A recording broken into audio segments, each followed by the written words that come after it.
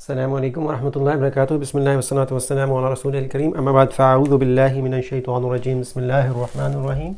ہم نازلا سے بننے والے لفظ دیکھ رہے تھے. ہم نے کہا تھا ایک تو یہ ہے کہ آپ اس کو صرف نون زبر یعنی ان کے صرف زبریں لگا دیں تو یہ بنتا ہے نازلا. اس کا مطلب ہے اترنا.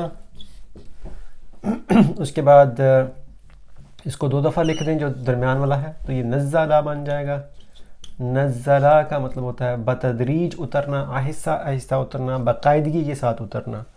تو یہ ہوگا باقاعدگی سے اترنا.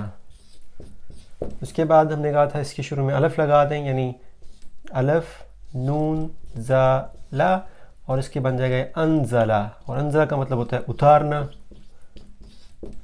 اور اسی طرح سے اس کے شروع میں تے لگا دیں تو یہ تے نون لا، یہ بن جائے گا تنزلہ.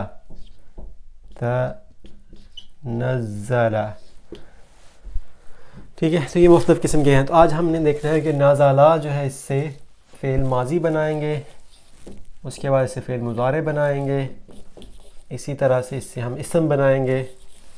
پھر ہم انزلہ استعمال کریں گے جس کا مطلب ہے اتارنا، اور اس سے ہم بنائیں گے اس کا فعل ماضی بھی بنائیں گے انشاءاللہ. اس کے بعد فعل مضارع بھی بنائیں گے اس کا، اور اس سے اسم بھی بنائیں گے. تو کسی وقت آنے پہ پھر ہم نزلہ ہوتا ہے نزلہ کا بھی ذکر کریں گے. تو ہم اس سبق میں اگلے سبقوں کے اندر نزلہ اور انزلہ کا زیادہ ذکر کریں گے کیونکہ یہ قرآن پاک میں زیادہ استعمال ہوئے. جزاکم اللہ خیر. السلام علیکم ورحمۃ اللہ وبرکاتہ.